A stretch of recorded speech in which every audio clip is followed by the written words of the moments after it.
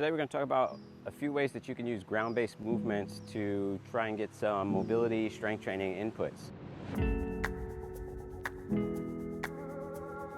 Oftentimes we get into moving through a lot of dynamic movements like animal flow or what have you, and we're really interested in doing all these dynamic, connected, flowy movements, but oftentimes we leave out key components that we could be benefiting from. There are so many different ways that you can start to think about training your tissues and start to think about ways in which you can get more benefits out of some of these movements in their base positions.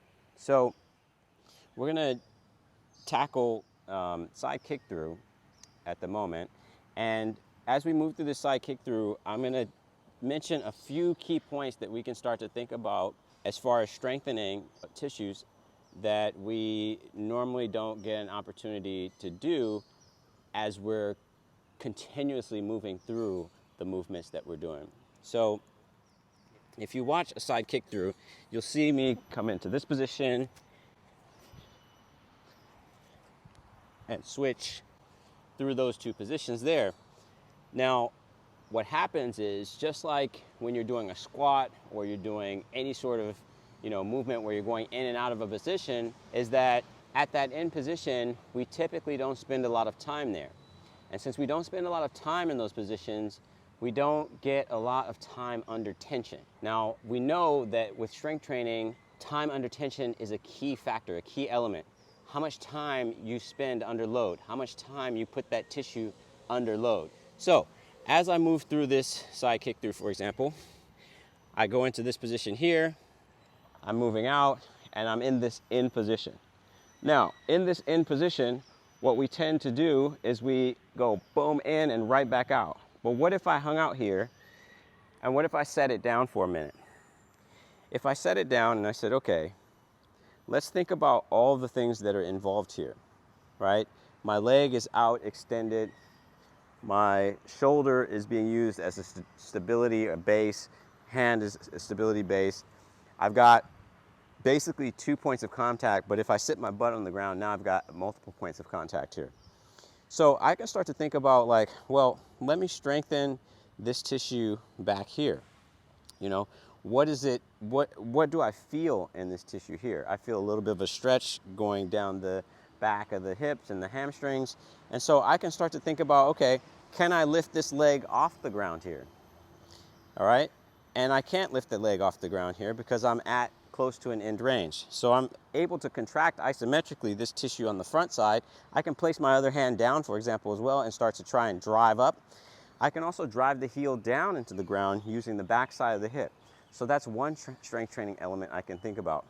I can also think about where my shoulder is, right?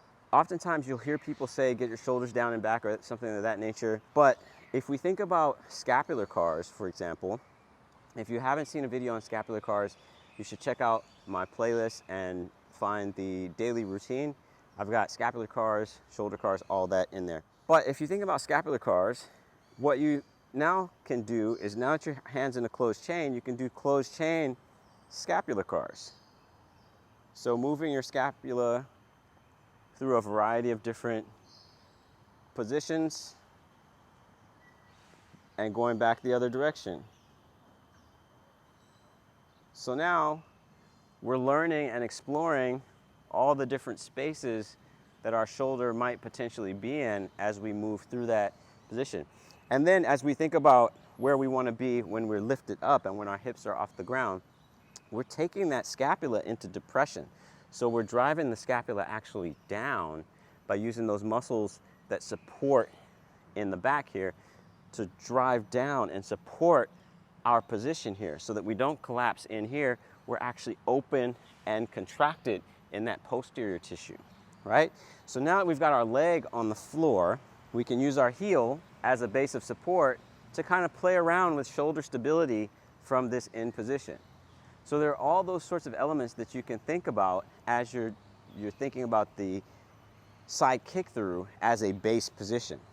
Now, the last base position that I think, or the last thing that I would like to do out of this base position, last two things, let me take that back. Last two things I would like to do out of this is a little hip work. So sometimes, you know, I have a couple of clients, for example, that want to improve their hips to the point where they can do pistol squats or things of that nature.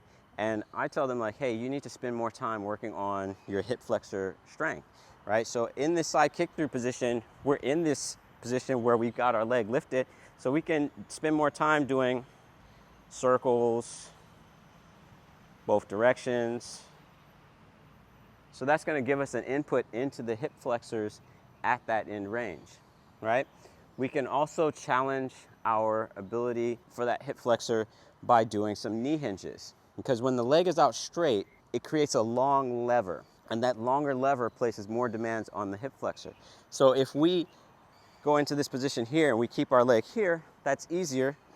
We can extend out and bring it back in. Extend out, bring it back in. So we can work on that element of our hip flexion coupled with our knee flexion and extension. The last thing we can think about doing from this position is shoulder cars, for example. We can start to do shoulder cars from a seated position here, or we can elevate, challenge ourselves to do our shoulder cars through there. All right, so there's a variety of different inputs we can start to utilize as we are spending time in that side kick through position that will then give us strength because we spent more time under tension. If you like this video and you found it helpful, please subscribe to my channel. Make sure to share it with somebody who enjoys animal flow or ground-based movements, or just wants to generally get stronger at being on the ground. Understand that there are a lot of different ways to get inputs and tackle blind spots that you may have in your overall strength training. And that's just one way of just kind of thinking more about the positions you're in and how you can utilize them as interesting strength gain positions. Be sure to like, share, and subscribe. I'm out.